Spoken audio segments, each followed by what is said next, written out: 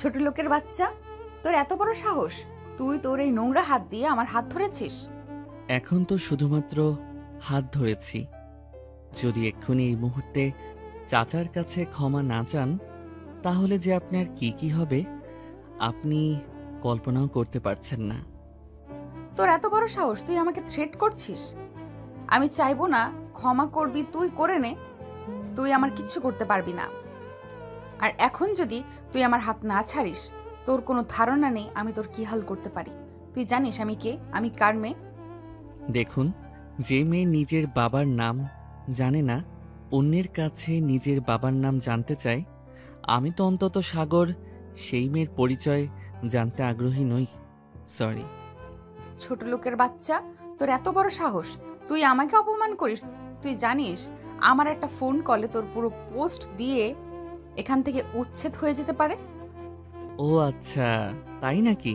ঠিক আছে, আমি এখানে আছি, আমার বস্তির মানুষ যেন এখানে আছে, এবং আমার বস্তি এখানে আছে। আপনি কি করতে পারেন করে নেন, করুন আপনি ফোন। আজ আমিও দেখতে চাই আপনার কত বড় ক্ষমতা। তবে এইটুকু আমি আপনাকে বলতে পারি, আপনি একটা কেন 10টা ফোন কল করলেও না, আপনি আমার বস্তির লোকজনের আর আমার বস্তির কোনো ক্ষতি করতে পারবেন। তবে আপনি যদি এখন চাচার কাছে ক্ষমা না চান, তাহলে আপনার যে কি হবে, কি পরিণতি হতে চলেছে, সে বিষয়টি নিয়ে আমি ভীষণ চিন্তিত। ও আচ্ছা, তাই নাকি? ঠিক আছে, তুই কি করতে পারিস কর। আমিও দেখতে চাই তুই এই আনিকা খন্দকারের কি করতে পারিস। চাইবো না আমি ক্ষমা। দেখুন, আপনার কপাল ভালো, আমি কোনো মেয়ের গায়ে হাত তুলি না। এজন্য আপনি এখন পর্যন্ত সুস্থ সবল এখানে দাঁড়িয়ে আছেন। তবে ট্রাস্ট মি, আমি যতটা ভালো মহিলাদের গায়ে হাত তুলি না, কিন্তু আমার বস্তির মেয়েগুলো কিন্তু ঠিক ততটা ভালো নয়। তাই তারা রেগে যাওয়ার আগে যত দ্রুত সম্ভব চাচার কাছে ক্ষমা চেয়ে এখান থেকে কেটে পড়ুন। নিজের প্রাণ বাঁচিয়ে না হলে আপনার কি হবে জানি না, তবে আপনার গাড়ি এখান থেকে সুস্থ সবল যেতে পারবে না। বললাম তো চাইবো না আমি ক্ষমা। তুই কি করতে পারিস কর, আমিও এখানে, আর আমার গাড়িও এখানেই আছে। আমি তোদের ক্ষমতা দেখতে চাই। আপনি চাইবেন না ক্ষমা? বললাম তো না না না না না, আমি ক্ষমা করব না। ঠিক আছে, এরপর যা যা ঘটবে তার জন্য দায়ী থাকবেন আপনি। এটা বলতে পারবেন না আমি আপনাকে সতর্ক করিনি। আশা। হ্যাঁ সাগর, বল। ম্যাডামকে একটু ধরতো, আমি ম্যাডামের গাড়ির একটু খাতির যত্ন করি। বলে সাগর হাতে একটা বাঁশের টুকরা নিয়ে অনিকার দামি ল্যাম্বরগিনি গাড়ির সামনে কাঁচির উপর সজোরে আঘাত করলো। এতে অনিকার গাড়ির সামনের গ্লাস একদমই ভেঙে গুঁড়ো গুঁড়ো হয়ে রাস্তায় পড়ে গেল, এবং এটা দেখে কাঁচ ভাঙার বিকট শব্দের সাথে অনিকা সেও নিজের কানে দু হাত দিয়ে সজোরে বিকট চিৎকার দিয়ে উঠল, কারণ তার সামনে তার শখের এত দামি একটা গাড়ি ভেঙে চুরমার হয়ে যাচ্ছে। কিন্তু সে কিছুই করতে পারছে না, কারণ বস্তির কয়েকজন মেয়ে তাকে ধরে আছে। এভাবেই কয়েকটা আঘাতে অনিকার সামনে অনিকার শখের গাড়িটা একদমই ভাঙ্গা বাক্সে পরিণত হয়েছে। অনিকার গাড়ি ভাঙ্গা একদমই শেষ হয়ে গেলে মেয়েগুলো অনিকার হাত ছেড়ে দেয় এবং সাগর গিয়ে রাস্তার পাশে পড়ে থাকা একজন বৃদ্ধকে তুলে দাঁড় করিয়ে তার গায়ের ময়লা ঝাড়তে ঝাড়তে নরম গলায় বলে, চাচা আপনি ঠিক আছেন তো? গায়ে লাগেনি তো? হ্যাঁ বাবা, আমি একদম ঠিক আছি। হাতে পায়ে একটু ব্যথা লেগেছে, এছাড়া আর কিছু না। তবে তুমি কি কাজটা ঠিক করলে বাবা? আমার জন্য শুধু শুধু বড় লোকের বিগড়ে যাওয়া মেয়ের সঙ্গে পাঙ্গা নিলে। এরপর এই মেয়ে তোমাকে ঠিকঠাক বাঁচতে দিবে না আমি জানি। বড় লোকের বিগড়ে যাওয়া ছলপল তোমাদের মতন সাহসী পরোপকারী লোকেদের দমিয়ে রাখার জন্য পিঁপড়া মনে করে পায়ে পিষতে চায় সব সময়। এটা তুমি কি ঠিক করলে? আমার জন্য কেন শুধু শুধু ওদের লোকেদের সাথে শত্রুতা ঘাড়ে তুলে নিলে? চিন্তা করবেন না চাচা, ওরা আমার কিচ্ছুই করতে পারবে না। আর তাছাড়া আমি নিজের জীবনের পরোয়া করি না, কারণ আমার কোনো কিছুতেই টান নেই। যার কোনো কিছু হারানোরই ভয় নেই তাকে আর কি ভয় দেখাবে? আমাদের মতো মানুষদের ধ্বংস আমাদের হাতেই হয় চাচা, আমাদের কেউ ধ্বংস করতে পারে না। আপনি আমাকে নিয়ে চিন্তা করবেন না। আপনার পা কেটে রক্ত বেরোচ্ছে, চলুন আপনাকে নিয়ে হসপিটালে যাই। না বাবা, আমার তেমন কিছুই হয় নাই। আমরা খেটে খাওয়া মানুষ, আমাদের এরকম ছোটখাটো আঘাত লাগতেই থাকে। তোমাকে এত ব্যতিব্যস্ত হওয়ার প্রয়োজন নেই। তুমি বরং নিজের খেয়াল রাখো বাবা। তুমি আমার জন্য নিজের জীবন বাজি রাখলে। ভিখারির বাচ্চা, তো শেষ যদি আমি দেখে না রেখেছি, তো আমার নামও আনিকা খন্দকার নয়। আজ তুই আমার গাড়িটাকে যেভাবে আমার সামনে আমার সবটাকে চুরমার করে দিলে, ঠিক সেইভাবেই তোকে আমি এমনভাবে চুরমার করব, তুই আমার কাছে নিজের মৃত্যু ভিক্ষা চাইবি, কিন্তু তুই মৃত্যু পাবি না। তোকে আমি তিলে তিলে শেষ করে দিব। আর এটা যান, আপনি কি করতে পারেন করে নেন। আমি সাগর এখানেই আছি। এরপর সকলের থেকে হাত ঝাটকা দিয়ে অনিকা নিজের হাত ছাড়িনি রাগে ফুঁসতে ফুঁসতে সাগরের দিকে আঙ্গুল তাক করে আঙ্গুল ঝাঁকিয়ে কিছু একটা ইশারা করে সামনের দিকে চলে গেল এবং সাগর এবং তার বস্তির লোকজন সেখানে দাঁড়িয়ে রইল। অনিকা আগে নিজের আঙ্গুলের ইশারা করে সাগরকে কি ইশারা করে গেল সেটা সে বুঝল না, তবে এটুকু সে আন্দাজ করতে পেরেছে তার উপরে এখন মহাঝড় আসতে চলেছে। এখন এই ঝড়ে সামাল সে একা দিবে কি করে, এটা নিয়েও কি সাগরের মনে কোনো রকমের কোনো আয়োজন আছে? তার মুখের এক্সপ্রেশন দেখে বোঝা যাচ্ছে না। সাগর, এটা আমাদের ভার্সিটির অনার্স দ্বিতীয় বর্ষের পলিটিক্যাল সায়েন্স বিভাগের ছাত্রী অনিকা খন্দকার না? হুম। শুনেছি অনিকা খন্দকারের বাবা ইমন খন্দকার নাকি দেশে নামি দামি টপ বিজনেসম্যানদের মধ্যে একজন। অনিকা নাকি ওর বাবা মায়ের খুব আদরের মেয়ে। মেয়ে যদি বাবার কাছে চাঁদ চায়, বাবা চাঁদ এনে দিতে না পারলেও চাঁদের ডুপ্লিকেট সিম্বল বানাতেও ব্যস্ত হন। সেই বড়লোক বাবার ঢঙ্গি মেয়ের সাথে এমন ব্যবহার করলে আমার তো এখন তোকে নিয়েই ভয় করছে। না জানি বাপ মেয়ের এবার তোর কোনো ক্ষতি করে বসে। চিন্তা করিস না, আমার কিচ্ছুই হবে না। তোকে নিয়েই তো যত চিন্তা আমার সাগর।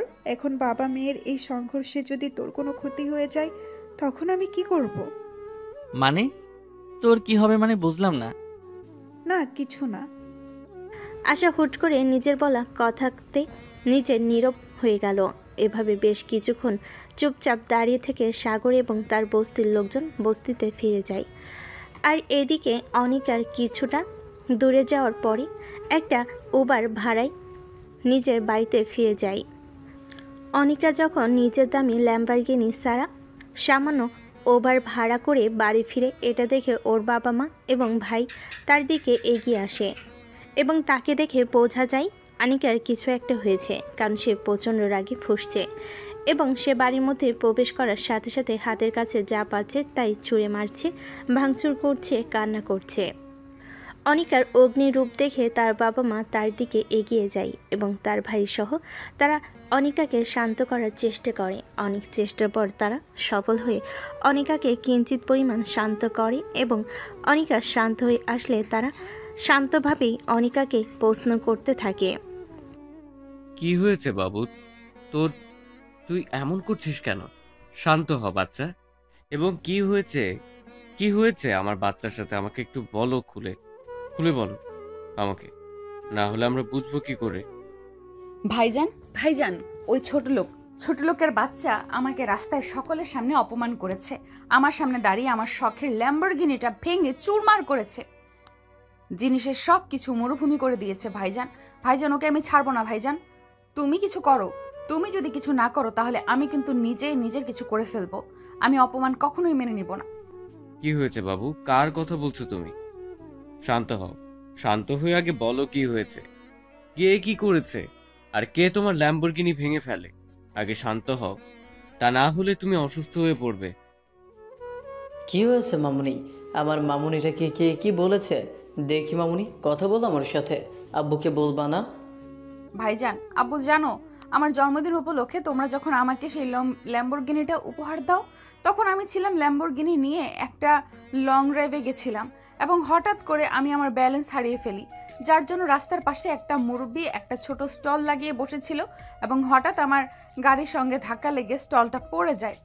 আমি সাথে সাথে গাড়ি থেকে বের হয়ে তাকে ক্ষতিপূরণ দিতে চাই, কিন্তু সেখান থেকে একজন বেয়াদব ছোট লোকের বাচ্চা এসে আমাকে বলে সেই ছোট লোক গরিব বৃদ্ধের কাছে ক্ষমা চাইতে।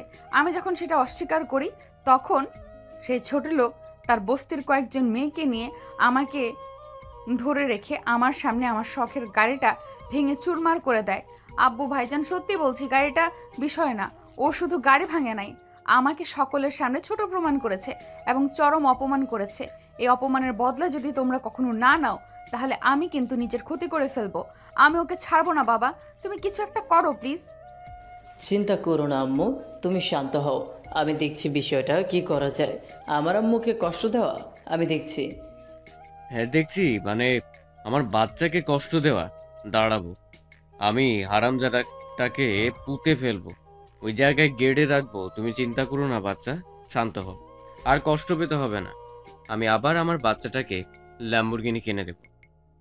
সত্যি বলছো আব্বু? সত্যি বলছিস ভাইজান? তোরা শাস্তি দিবি ওই ছোট লোকটাকে? আমার সামনে শাস্তি দিবি যাতে আমার ভেতরের আগুন তাই সামান্য হলেও পানি পড়ে, না হলে আমি জ্বলে পুড়ে শেষ হয়ে যাব ভেতর থেকে। অবশ্যই বাচ্চা।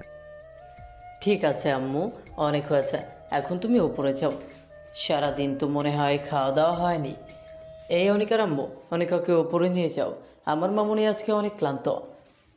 অনিকার আব্বুর আদেশ পাওয়া মাত্রই অনিকার আম্মু দৌড়ে আসে অনিকার কাছে এবং তার মাথায় হাত বুলিয়ে দিয়ে তাকে সযত্নে উঠে দাঁড় করায়। এবং অনিকার আম্মু যখন অনিকাকে নিজের দিকে নিয়ে যায়, অনিকার আব্বুর কাছে কিছুটা এগিয়ে আসে এবং জিজ্ঞেস করে, কি হলো বলো তো বিষয়টা আব্বু? কার এত বড় সাহস হলো আমার বাঘিনীকে আঘাত করার? সে কি ভুলে গেছে আহত বাঘিনী কতটা ভয়ঙ্কর হতে পারে?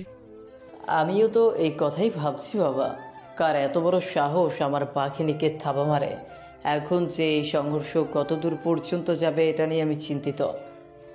সে না হয় বুঝলাম, কিন্তু ম্যাডাম যে অর্ডার করে গেল, না হলে এসে কখনোই অপমান মেনে নেবে না, নিজের ক্ষতি করবে।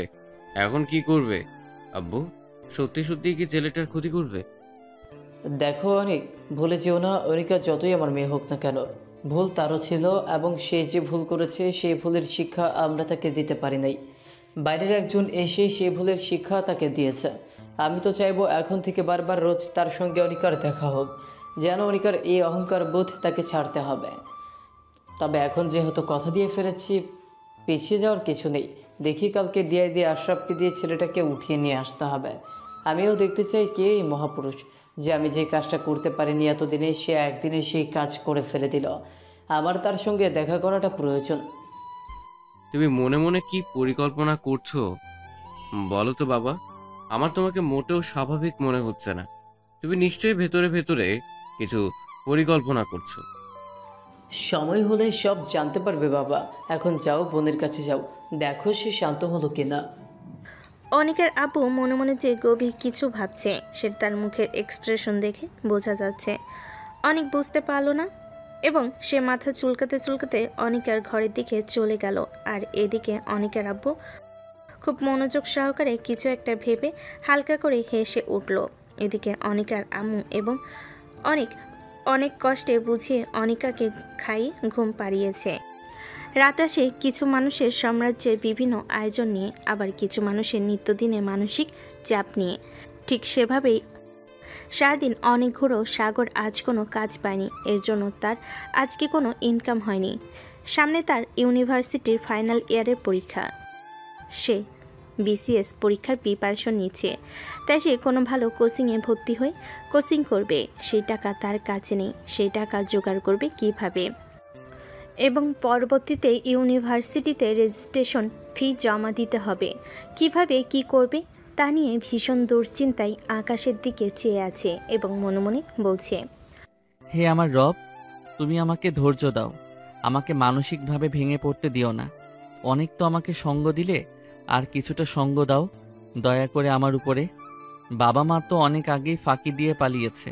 দুনিয়াতে সঙ্গী বলতে তুমি আর এই বস্তির কিছু মানুষ, তারা আমাকে সব সময় মন থেকে জোর দিয়ে যাও, এখন আমাকে সঙ্গ দিও, খোদা আমাকে একা পড়তে দিও না। কথাগুলো নিজের আনমনে ভাবতে ভাবতে সাগরের চোখের কোণা দিয়ে কিছু নোনা জল গড়িয়ে পড়ল। সাগরের এই দুনিয়াতে আপন বলতে কেউ নেই। খুব ছোটবেলায় তার বাবা মা মারা যায়। তার বাবা ছিল দেশের স্বনামধন্য একজন ব্যবসায়ী। যখন তার বাবা মারা যায় তখন সাগরের চাচা চাচি ভালো মানুষের মুখোশ পরে তার সাথে কিছুদিন ভালো ব্যবহার করে তাকে তাদের কাছে নিয়ে গিয়ে রাখে। এরপর আস্তে আস্তে সাগরের থেকে সব কিছু নিয়ে নেয় এবং দিন দিন তাদের আচরণ ব্যবহার পরিবর্তন হতে থাকে। যখন সাগরের থেকে সাগরের সব কিছু তাদের নেওয়া শেষ, তখন তারা সাগরকে তাদের বাড়ি থেকে বের করে দেয়। সাগর যখন বাড়ি থেকে বের হয়ে রাস্তায় রাস্তায় ঘুরে বেড়াচ্ছিল, পেটে খাবারের ছিল না, কোনো কাজ ছিল না, থাকার জায়গা ছিল না। এই সময় সাগরকে সেই বৃদ্ধা সেই বস্তিতে নিয়ে গিয়ে জায়গা দেয়, যে বৃদ্ধার জন্য অনিকার সঙ্গে সেদিন সাগরের এত ঝামেলা হয়। রাতটা ভীষণ চিন্তা এবং দুশ্চিন্তায় সাগরের পার হয়ে যায়। পরের দিন সকালে সে তার বস্তির কিছু দিন মজুরের সঙ্গে কাজে বেরোবে। এমন সময় হঠাৎ করে পুলিশের গাড়ি আসে তাদের বস্তিতে। হঠাৎ করে বস্তিতে পুলিশের গাড়ি এসে সবাই আতঙ্কে ছড়িয়ে ছিটিয়ে পড়ে। সবাই ভাবে কি হলো। পুলিশের গাড়ি থেকে কয়েকজন পুলিশ নেমে এসে সকলের কাছে সাগরের কথা জানতে চায়। কয়েকজন সাগরকে দেখিয়ে দেয় এবং খুব অদ্ভুতভাবে তাকিয়ে থাকে। সাগর তো পুলিশ কেস খাওয়ার মতো কাজ করার মতো কোনো কাজ কখনো করবে না, সে তো তেমন ছেলে নয়। এমন সময় পুলিশ গিয়ে সাগরের সামনে দাঁড়ায় এবং প্রশ্ন করে, আপনি মিস্টার সাগর? জি বলছি, বলুন। মিস্টার সাগর, আপনাকে আমাদের সঙ্গে থানায় যেতে হবে। আপনার নামে অভিযোগ আছে। অভিযোগ? কে করে অভিযোগ এবং কিসের অভিযোগ? সেটা থানায় গেলেই জানতে পারবেন। ডিআইজি সাহেব আপনাকে দেখেছেন। আপনাকে যেতে হবে আমাদের সঙ্গে। পুলিশ সাগরকে আর কোনো কথা বলার সুযোগ না দিয়ে তাকে গাড়িতে নিয়ে গিয়ে তুলে। পুলিশের গাড়ি বস্তি ছেড়ে বেরিয়ে গেলে সাগরকে নিয়ে সবার মাঝে কানাঘোষা শুরু হয়। পুলিশ সাগরকে নিয়ে থানায় এলে সাগরকে একটা কারাগারে বন্দি করে রাখা হয়। তাকে একটা চেয়ারে বসিয়ে রাখা হয়েছে এবং তার সামনে একটা কাঠের টেবিল এবং অপর পাশে একটা কাঠের চেয়ার রাখা আছে। সাগর অনেকবার প্রশ্ন করেছে তাকে কেন আনা হয়েছে, কি তার অপরাধ, কিন্তু তাকে কেউ কোনো কিছুই বলেনি, শুধু বলেছে সময় হলে জানতে পারবে। এসব কথায় সাগর টেবিলের ওপর মাথা রেখে ভাবতেছিল। এমন সময় লোহার দরজা ঠেলে ভেতরে ঢোকার শব্দে সামনে তাকিয়ে দেখে একজন মধ্যবয়স্ক লোক। সে ধীরে ধীরে সাগরের দিকে এগিয়ে যায়। লোকটার চেহারায় একটা রাজকীয় এবং আভিজাত্যের ছোঁয়া আছে। লোকটি ধীরে ধীরে গিয়ে সাগরের সামনে রাখা কাঠের টেবিলের পাশে রাখা চেয়ারে পায়ের উপর পা তুলে বসে। এক হাত টেবিলের উপর রেখে হাতের কনুই টেবিলের উপর রেখে হাতের তালুর উপরে নিজের গাল থেকে সাগরের দিকে ঝুঁকে শান্ত এবং নিরেট গলায় প্রশ্ন করে, তুমি সাগর? জি বলছি, বলুন। তুমি গতকাল আমার মেয়েকে অপমান করেছো সকলের সামনে। শুধু তাই না, তার এত শখের এত দামি ল্যাম্বরগিনি গাড়িটাও ভেঙে ফেলেছ। এবং তোমার সাহস দেখে আমি স্তব্ধ হয়ে গেছি। তুমি নাকি আমার মেয়েকে হুমকি দিয়েছো। তুমি জানো সে কে, কার মেয়ে, এবং তার বাবা যদি জানতে পারতো তোমার কী কী করতে পারতো। এই ভয়টা তোমার ভেতরে আসেনি? তোমার বুক কাঁপেনি? ও আচ্ছা, এবার বুঝলাম আমাকে এখানে নিয়ে আসার কারণ। আপনি তার মানে সেই বদমেজাজি অসভ্য বেয়াদব মেয়েটা? বাবা, আসলে স্যার, আপনার মেয়ে হলেও চরম লেভেলের অসভ্য এবং বেয়াদব বর্বর একটা মেয়ে। তাকে শিক্ষা দেওয়ার জন্য তখন আমার যা মনে হয়েছে সঠিক, আমি সেটাই করেছি। আর বিশ্বাস করুন স্যার, এটার জন্য আমার সামান্য পরিমাণ কোনো অনুতাপ নেই। ছেলে, তোমার সাহস দেখে আমি অবাক হয়ে যাচ্ছে। তুমি আমার সামনে বসে আমার মেয়েকে এতগুলো খারাপ কথা বলছো। সামান্য তাকে গতকাল অপমান করার জন্যই তোমাকে আজকে কারাগারের পেছনে থাকতে হচ্ছে। আর তুমি এটা ভাবছো না এখন যদি আমি চাই তোমার কে কী করতে পারি? তোমার কোনো ধারণা নেই। দেখুন স্যার, আমি কখনো অন্যায়ের সঙ্গে আপোষ করি না।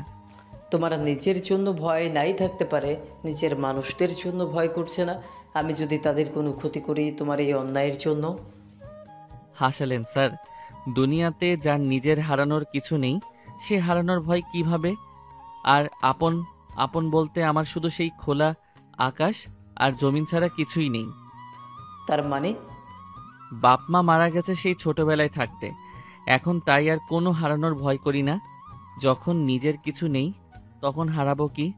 আর আপনি যদি আমার কিছু করেও দেন তাতেও কিছু আসবে না, কারণ আমার পাশে কাদার মতো কেউ নেই আমার লাশের জন্য। কেউ নেই তোমার?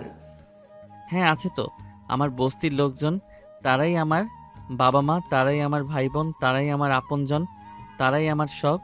আর তাদের ক্ষতি করতে চাইলে আমি তো ছেড়ে দিব না। যখন পেটে খাবার ছিল না, মাথার উপর ছাদ ছিল না, তখন চাচা আমাকে তাদের বস্তিতে আশ্রয় দেয়। তিনি যদি সেদিন আমাকে তাদের বস্তিতে আশ্রয় না দিতেন তাহলে আমি সাগর হয়তোবা বিলীন হয়ে যেতাম। আমি জানি স্যার, চাচার পরিবার চলে সেই ছোট্ট মুদির দোকানটা থেকে। ছোট ছোট বাচ্চা আছে, তারা ক্ষুধার্ত ছিল। তার বাবা কখন দোকানে বেচা কেনা করে, তাদের জন্য চাল কিনে নিয়ে যাবে এবং তারা খেয়ে পড়ে বাঁচে। কিন্তু আপনার মেয়ে, সে ক্ষুধার্ত পেটে লাথি দিয়েছে। এটা কেমন করে সহ্য করে নেই বলুন তো?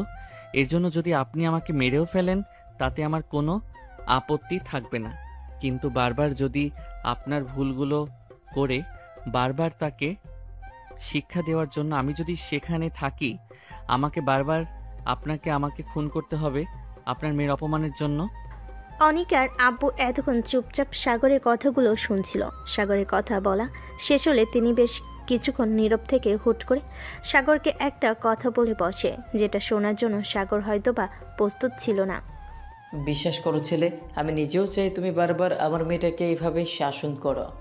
আমার মেয়েটা ছোটবেলা থেকে যখন যা চেয়েছে তাই পেয়েছে, যখন যা মনে এসেছে তাই করেছে। এই জন্য দিন দিন আমার মেয়েটা বিগড়ে গিয়েছে, কিন্তু তার মন খারাপ না। তুমি কি আমার মেয়েটাকে শাসন করার দায়িত্ব নেবে? তাকে সঠিক পথ দেখানোর দায়িত্ব নেবে? তুমি কি আমার মেয়েটাকে বিয়ে করবে? কি বলছেনটা কি? আপনার মাথা ঠিক আছে? অসম্ভব, আমি কখনোই আপনার ওই বেয়াদব মেয়েকে বিয়ে করব না।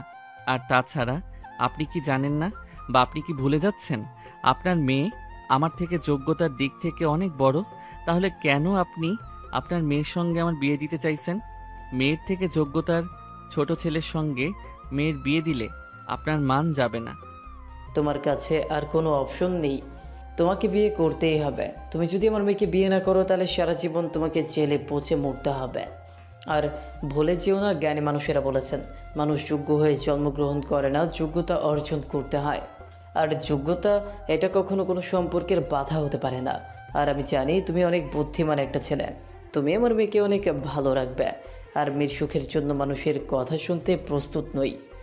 আমি সারা জীবনে জেলে পচে মরতে রাজি আছি স্যার, তারপরও আমি আপনার ওই বেয়াদব মেয়েটাকে বিয়ে করতে রাজি নই। সরি, আমাকে ক্ষমা করবেন। আমি জানতাম ছেলে তুমি রাজি হবে না। তুমি যদি আমার মেয়েকে বিয়ে করতে রাজি না হও, এরপর তোমার বা তোমার বস্তির সঙ্গে যা যা হবে তার জন্য সম্পূর্ণ তাই তুমি হবে। আর আমাকে দোষ দিতে পারবে না যে আমি আগে কেন তোমাকে সতর্ক করি নাই। কি বলতে চাইছেন আপনি? তুমি যেটা ভাবছো একদম সেটাই বলতে চাইছি। দেখুন, আপনি আমার বুঝতে কোনো ক্ষতি করবেন না। আমি অনুরোধ করছি আপনার কাছে, ওই মানুষগুলোর মাথার উপরে ছাদে কোনো ক্ষতি আপনি করবেন না। আসছি। দাঁড়ান, আমি রাজি আপনার মেয়েকে বিয়ে করতে, তারপরও আপনি আমার বস্তির কোনো ক্ষতি করবেন না। That's like me good boy. অনিকার আপু সাগরের সাথে কথা শেষ করে ডিআইজি আশরাফুলকে সাগরকে ছেড়ে দিতে বলে এবং চলে গেলেন। এবং সাথে সাগরকে এটা বলে যেতে ভুললেন না, আগামী সপ্তাহে শুক্রবারই তার এবং অনিকার বিয়ে। সে যেন তার আগেই অনিকার বাড়িতে চলে আসে। অনিকার আব্বু চলে যাওয়ার কিছুক্ষণ পরই সাগরকে ছেড়ে দেওয়া হয় এবং সাগর সেখান থেকে বিধ্বস্ত অবস্থায় আবার সেই বস্তিতে ফিরে যায়। সাগর যখন বস্তিতে ফিরে যায় তখন কেমন যেন অন্যরকম নজরে সবাই সাগরকে দেখতে শুরু করে। কেন সাগরকে পুলিশ উঠিয়ে নিয়ে গিয়েছিল, সে কি করেছে, কেন করেছে, এটা নিয়ে সারা বস্তিতে একটা গুঞ্জন শুরু হয়ে গিয়েছে। সাগর গিয়ে যখন বস্তিতে পৌঁছে তখন সাগরকে দেখে আশা দৌড়ে আসে সাগরের সামনে এবং হাঁপাতে হাঁপাতে বলে, কিরে সাগর, কোথায় ছিলি এতক্ষণ তুই? আর ওই পুলিশগুলো তোকে কোথায় নিয়ে গেছিল? কেনই বা নিয়ে গেছিল? তুই কি করেছিস এখন বল আমায়। এটা দুনিয়া আশা, এখানে বড় মানুষ খুব সহজে ছোট মানুষের ক্ষতি করে চলে যেতে পারে। টাকার গরমে কেউ তাদেরকে কিছু বলে না। প্রশাসনের লোকজন তাদের পা চেটে বেড়ায়।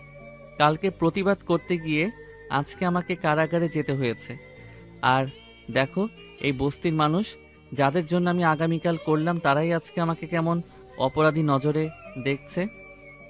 এমনটাই হয় রে সাগর, তুই পরের উপকার করবি কিন্তু কিছুক্ষণ পরেই এই স্বার্থপর মানুষগুলো তোর উপকার ভুলে যাবে। তাই বেশি চিন্তা করিস না, বাদ দে। চল আগামী মাসে তো আমাদের অ্যাডমিশন পরীক্ষা। আমার কাছে কিছু নোটস আছে, আমি নোটস নিয়ে এসে পরীক্ষার প্রস্তুতি গ্রহণ করবি। তোকে একদিন সবাইকে দেখিয়ে দিতে হবে তুই কি আর কি করতে পারিস।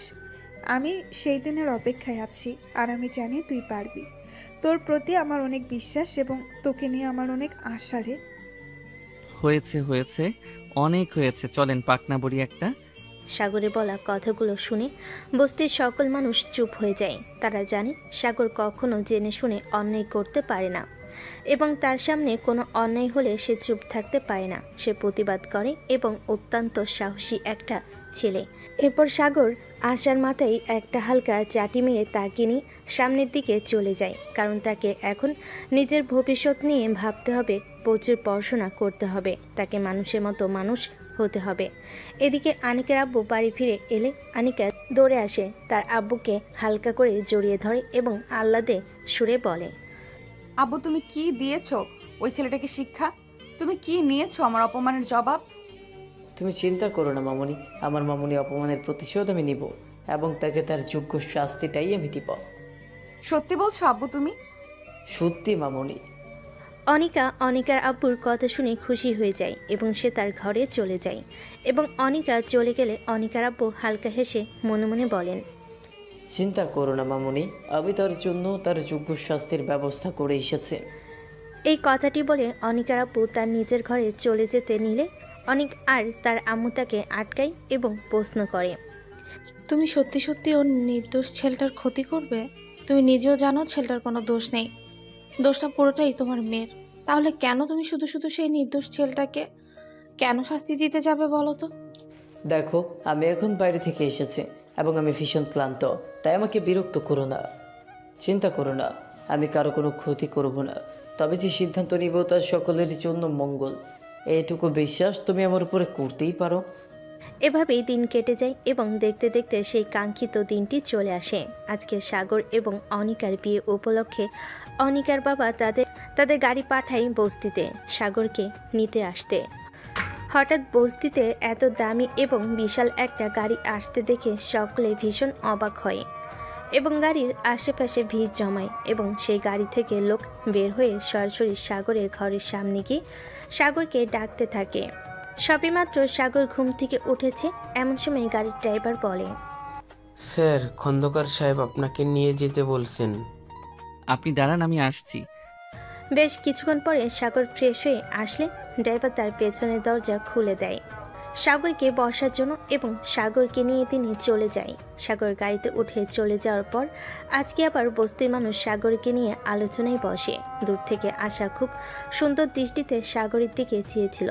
হঠাৎ করে সাগরকে নিতে গাড়ি কেন এসেছে এবং গাড়িতে ঘুরেই বা সাগর কোথায় যাচ্ছে।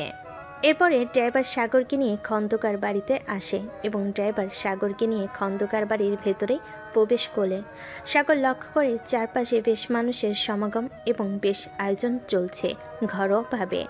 সাগর মনে মনে ভাবে, তবে কি ওই অহংকারী মেয়েটাও বিয়েতে রাজি হয়েছে? কিন্তু কেন? আমি না হয় দায়ে পড়ে বিয়ে করতে রাজি হয়েছি, সে কেন রাজি হলো? সাগর দাঁড়িয়ে এসব কথাই ভাবছিল, এমন সময় পিছন থেকে একজন এসে সাগরের কাঁধে হাত রাখে এবং সাগর পিছন ফিরে দেখে অনিকার আব্বু সাগরের কাঁধে হাত রেখে দাঁড়িয়ে আছেন। এদিকে সবেমাত্র অনিকার ঘুম ভেঙেছে এবং বাইরে থেকে কেমন সরগরমের আওয়াজ তার কানে যাচ্ছে।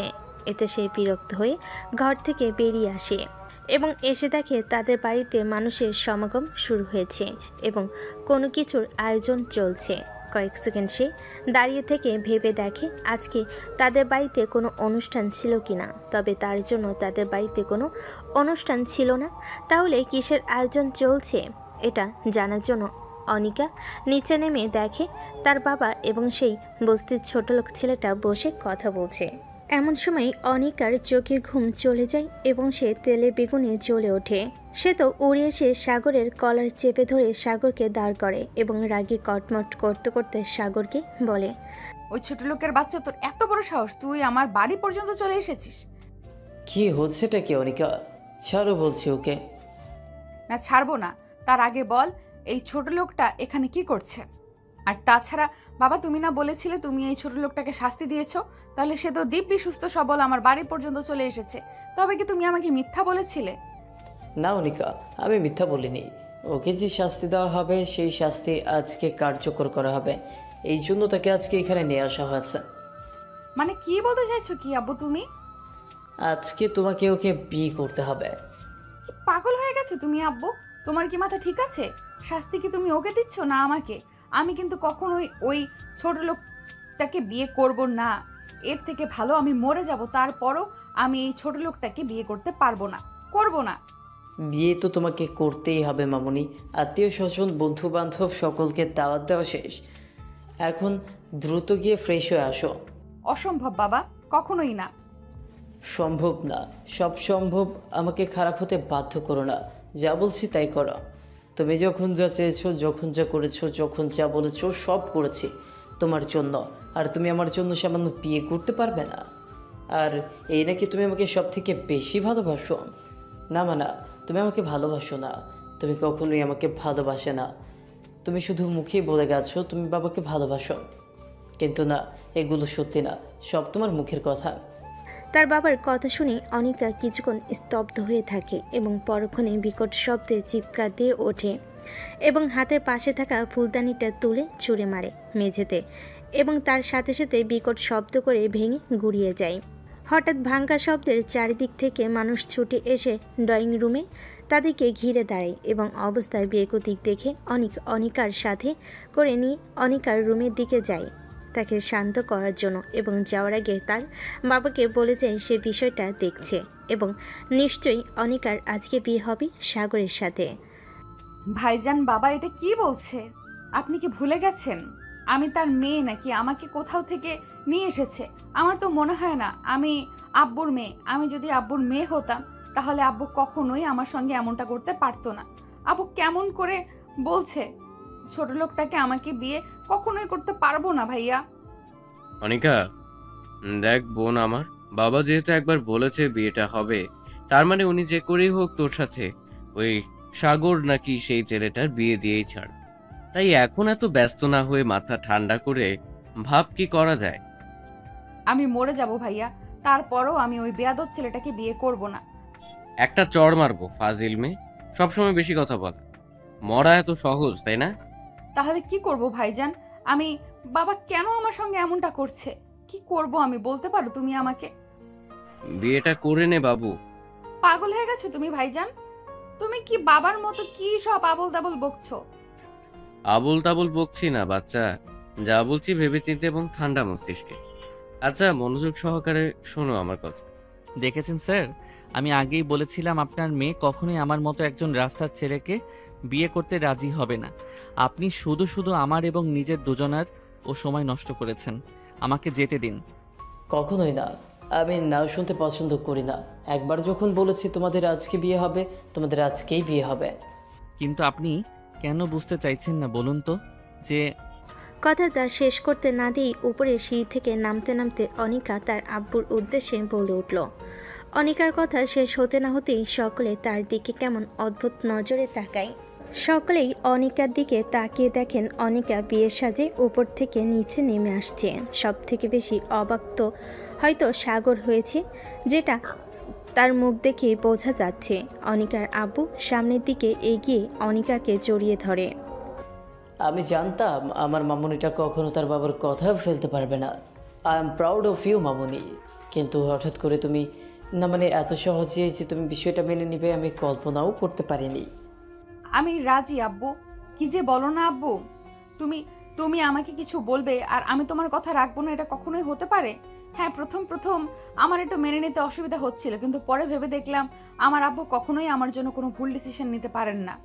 That's like my girl. এরপর সাগরকে উদ্দেশ্য করে কয়েকজন কাজের মানুষকে বলে সাগরকে উপরে নিয়ে গিয়ে রেডি করে আনতে বিয়ের জন্য।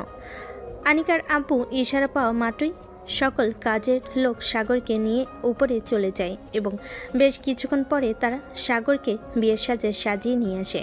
সাগরকে দেখে সবাই অবাক নয়নি তাকিয়ে আছে।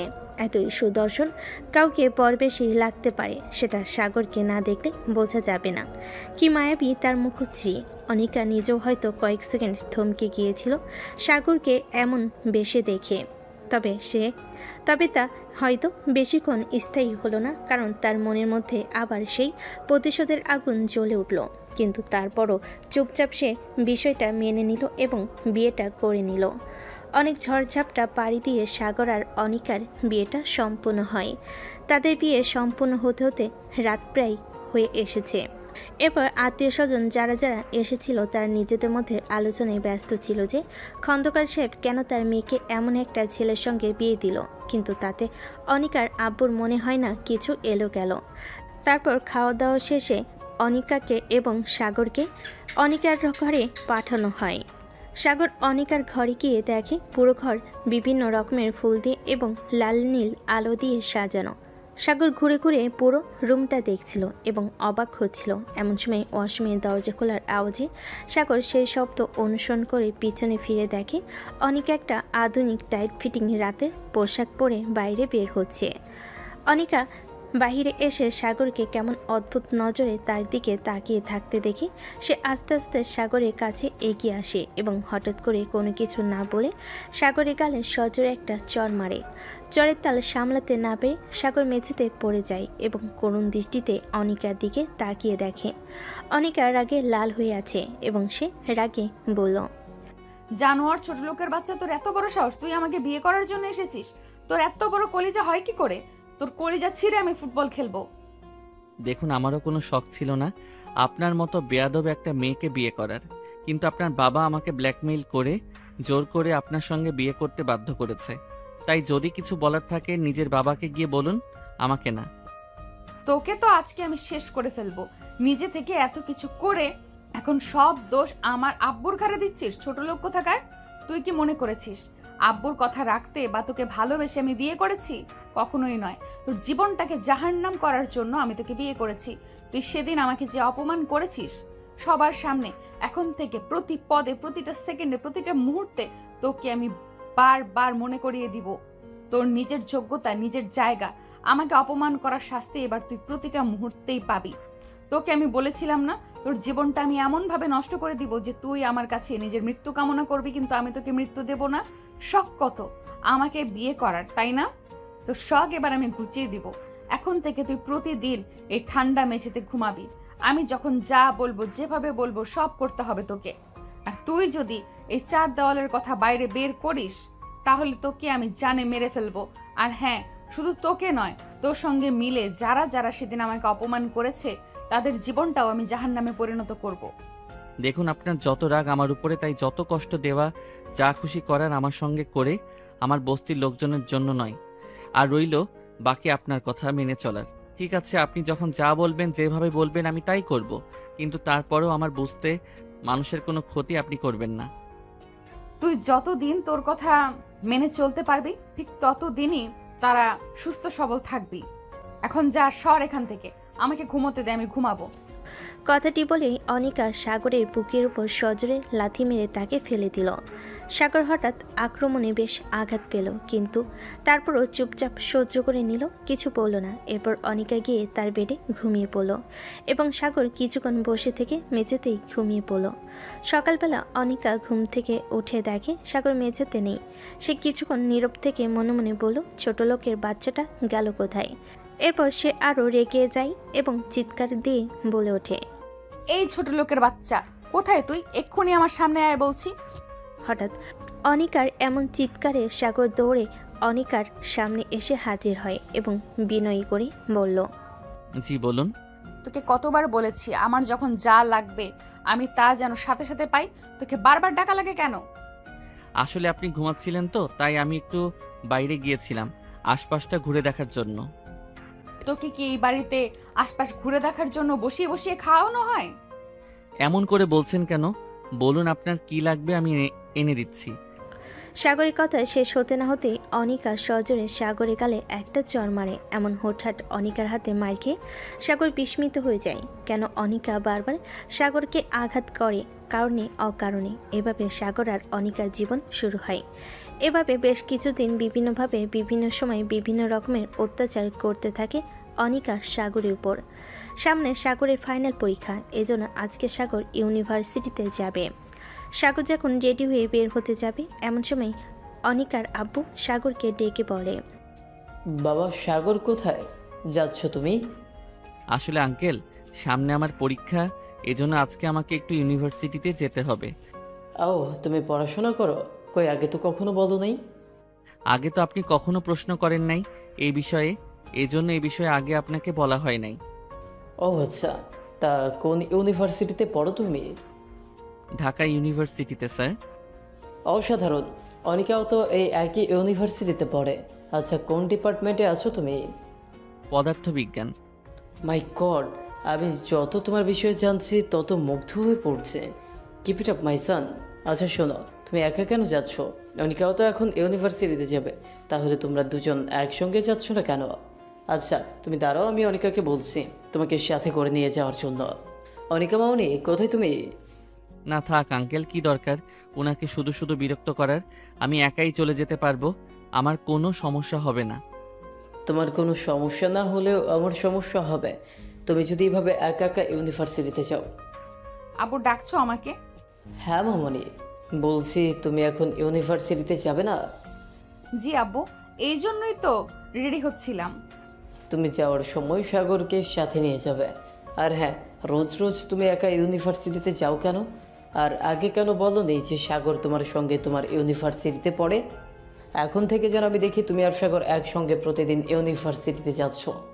কিন্তু আব্বু। আর কোনো কিন্তু নয়। কথাটি বলে অনিকার আব্বু চলে যায়। অনিকার আব্বু চলে যেতেই অনিকার রাগি ফুঁসতে ফুঁসতে আবর গিয়ে সাগরের গালের সজোরে একটা চর মারে।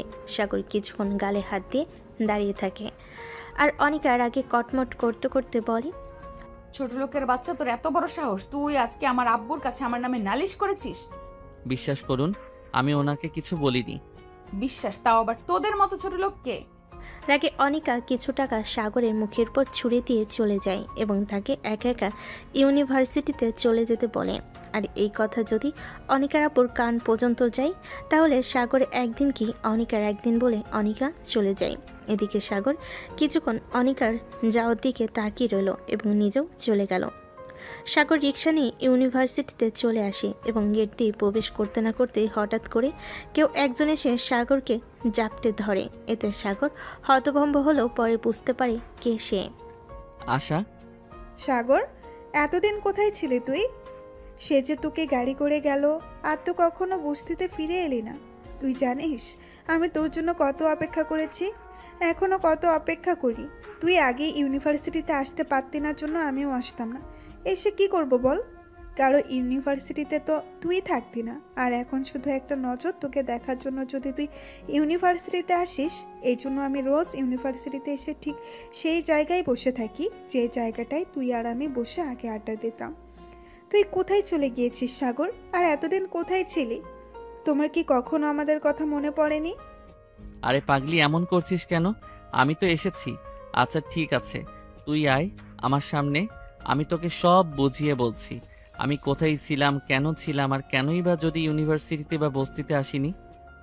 সাগর আশার হাত ধরে নিয়ে তার সামনে দাঁড় করে এবং চোখ তুলে দেখে আশা কান্না করছে। সাগর পরম যত্নে আশার চোখের পানি মুছিয়ে দেয় এবং তাকে নিয়ে সাইডে গিয়ে বসে। এরপর সাগর আশার হাতের উপর হাত রেখে তাকে বলে, আশা, এখন আমি যা বলবো তুই খুব মনোযোগ সহকারে শুনবি।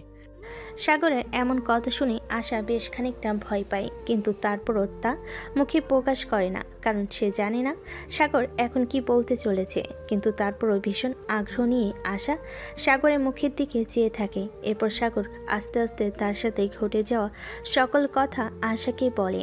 সাগরের কথা শুনে যেন আশার মাথায় বজ্রপাত হয়, সে যেন ভারসাম্য হারিয়ে ফেলে নিজের। সে কাঁপা কাঁপা গলায় বলে, সাগর, তুই বিয়ে করেছিস মানে? তুই কি আমার সঙ্গে মজা করছিস?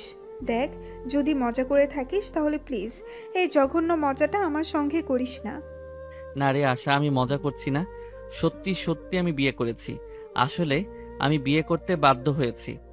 আশা এবার উঠে দাঁড়িয়ে এবং হাতের উল্টো পিঠ দিয়ে চোখের পানি মুছে সাগরকে কিঞ্চিত ধাক্কা মেরে নিজের থেকে দূরে সরিয়ে দেয়। এরপর সে ফুপিয়ে ফুপিয়ে কান্না করে এবং ভাঙ্গা ভাঙ্গা গলায় বলে, তুই কেন এমনটা করলি সাগর? আর বিয়ে যখন করেছিস সেখানে এখন বলতেছিস কেন? যখন বিয়ে করেছিস তখন তো বলিসনি। আসলে আশা, সবকিছু এত দ্রুত হয়ে গেছিল যে আমি কি করব কিছু বুঝতে পারিনি। কাকে বিয়ে করেছিস তুই? অনিকা খন্দকারকে। সাগরের বলা কথা শুনে আশা বিস্ময়ের সাথে সাগরের দিকে তাকায়। আশার তাকানো দেখে সাগর বুঝতে পারে আশা মনে মনে কী ভাবছে, এবং সে এবার আশাকে সব কিছু শুরু থেকে শেষ পর্যন্ত বুঝিয়ে বলে। সাগরের সমস্ত কথা শুনে আশা বুঝতে পারে যে সাগর পরিস্থিতির শিকার। এরপর সে তার কান্নাটা কমিয়ে সাগরের পাশে গিয়ে বসে এবং সাগরের হাত নিজের হাতের মুঠোয় নিয়ে সাগরের দিকে তাকায় এবং অপর হাত দিয়ে সাগরের মাথায় হালকা হাত বুলিয়ে দেয়। আর এই দৃশ্য দূর থেকে একজন দেখে যেন গরম তেলে দেওয়া মাছের মতো ফুটতে থাকে। আশা সাগরকে আশ্বস্ত করে বলে, তোর জীবনটা তো তাহলে শেষ হয়ে যাবে সাগর। তুই কিভাবে সারা জীবন কাটাবি ওই মেয়ের সঙ্গে? ওই মেয়েটা তো তোকে ধ্বংস করে দিবে। আমি নিজের ধ্বংসের পরোয়া করি না আশা, কিন্তু আমি যদি তাদের কথা না মানি তাহলে তারা তোদের উপর অত্যাচার করবে। তাই বলে আমাদের জন্য তুই এভাবে নিজের জীবনটা ধ্বংস করে দিবি? আর কাদের জন্য তুই নিজের জীবনটা এভাবে বাজি রেখেছিস? ওসব মানুষের জন্য যারা তুই গাড়ি করে চলে আসার পর তোকে নিয়ে সমালোচনার আসর বসিয়েছিল। তারা যেমনই হোক আর যাই করুক, তাদের করুণা তো আমি এটা ভুলতে পারবো না কখনো, যে যখন আমার পেটে অন্ন ছিল না, আমার মাথার উপরে ছিল না ছাদ, তখন তারা আমাকে আশ্রয় দিয়েছিল, আমার মুখে খাবার তুলে দিয়েছিল। আর কোনো কিন্তু নাই। চলো যাই, আমরা ক্লাসে যাই। সাগর আর আশা নিজেদের ক্লাসের দিকে চলে যায়। এদিকে এতক্ষণ ধরে অপর পাশের বিল্ডিং থেকে অনিকা সব কিছু পর্যবেক্ষণ করছিল। কেন যেন অনিকার সাগর আর আশার ঢলাঢলিটা পছন্দ হলো না। তাই অনিকা নিজেও ওখানে আর বেশিক্ষণ দাঁড়িয়ে না থেকে তার ক্লাসের দিকে চলে যায়। খুব ভালোভাবে সকলে তাদের ক্লাস শেষ করে।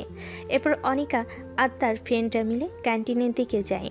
অনিকা এবং তার ফ্রেন্ডরা মিলে আড্ডা দিচ্ছিল। এমন সময় সাগর এবং আশা ক্যান্টিনে প্রবেশ করে। অনিকা সাগর এবং আশাকে ক্যান্টিনে প্রবেশ করতে দেখে তার মিলিয়ে যাওয়া রাগটা আবার মাথা চাড়া দিয়ে ওঠে এবং সে কোনো কিছু না ভেবে সাগরকে ডাক দেয়। হে ইউ, এদিকে আয়। অনিকার ডাক অনুসরণ করে সাগর এবং আশা দুজনই অনিকার দিকে লক্ষ্য করে। দেখে অনিকার হাতের আঙ্গুলের ইশারায় সাগরকে নিজের কাছে ডাকছে।